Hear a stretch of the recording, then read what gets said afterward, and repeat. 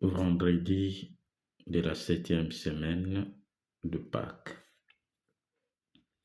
Évangile de Jésus-Christ selon Saint Jean. Jésus se manifesta encore aux disciples sur le bord de la mer de Tibériade.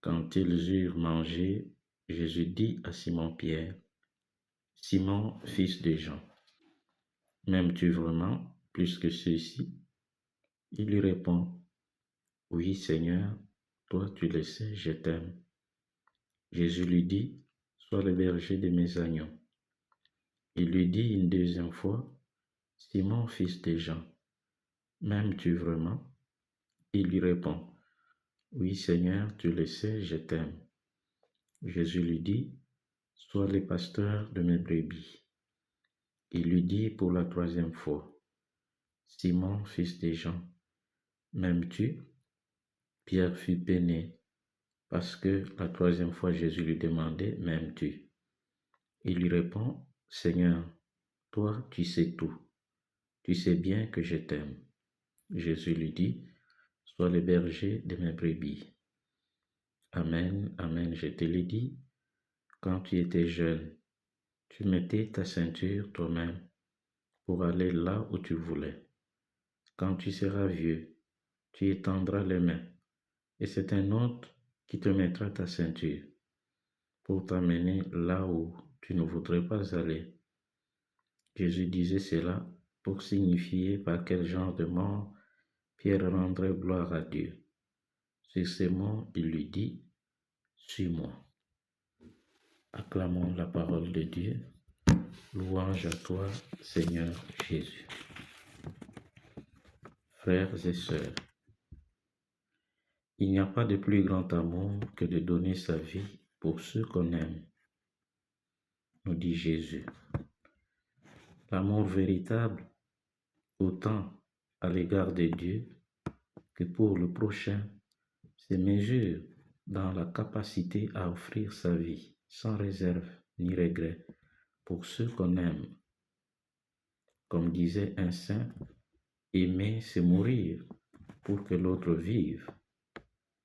Aimer c'est accepter de risquer sa vie pour l'autre. Cet amour existe-t-il encore aujourd'hui? Oui, on ne peut douter de son effectivité, quand bien même il est d'une grande rareté. C'est justement à cet amour que Jésus veut nous mener et mener Pierre.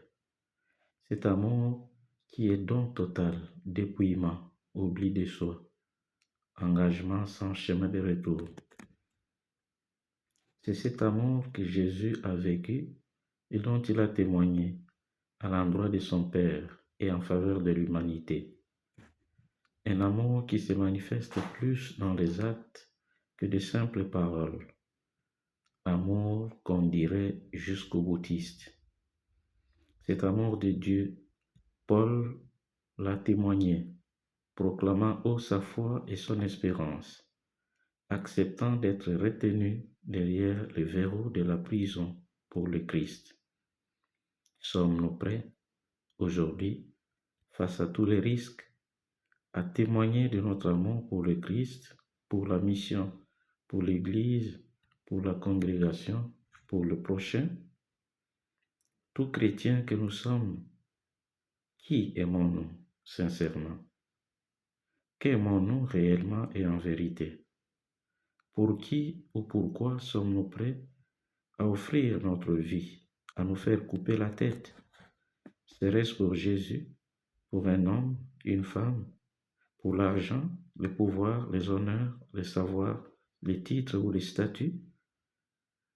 L'amour, voilà le noyau du dialogue qu'entreprend Jésus avec Simon-Pierre au bord de la mer de Tibériade, où Jésus ressuscité les a rejoints le matin, eux, ses disciples, déçus par l'échec et copés lors de la pêche qui les a occupés toute la nuit durant. Leur adressant une parole de tendresse, « Les enfants, avez-vous pris quelque chose ?» leur ordonnant de jeter le filet à droite, préparant pour eux le poisson. et le pain qu'il leur offrit, témoignant par ses différents gestes qu'il est amour et qu'il les aime réellement. En s'adressant à Simon, fils de Jean, à partir d'une triple question centrée sur la qualité de l'amour de ces derniers à son égard, Jésus veut plonger Simon-Pierre dans cette oasis d'amour infini dont il est l'expression par excellence, de sorte que Pierre, se sachant pardonner de son triple reniement, se laisse irriguer, habiter, animer par cet amour du Christ qu'il aura à rendre, à manifester dans l'accomplissement de cette mission que Jésus lui confie. Paix mes brebis, c'est-à-dire consacre toute ta vie pour elle, jusqu'à te consumer comme une bougie, en t'offrant comme moi, Jésus, qu'il est fait pour l'humanité et pour toi. Et ce dialogue, Jésus l'engage aujourd'hui avec chacun de nous, nous posant cette même question à 3 reprises, comme pour vérifier la qualité de l'amour dont nous l'aimons, le degré de générosité avec lequel nous acceptons la mission qu'il nous confie et le niveau de conscience que nous avons des implications et exigences de notre engagement à sa suite. Il ne nous suffit pas de dire à Jésus « je t'aime » ou « tu sais que je t'aime », mais il faut que ce oui passe de la parole à la vie, à une vie offerte totalement, consacrée à lui, à son service, à sa mission pour le soin et le salut des âmes. Demandons-lui la grâce de nous laisser mener par son esprit sans résistance aucune, en acceptant tout ce que nous réserve comme surprise la séquela Christ. Amen.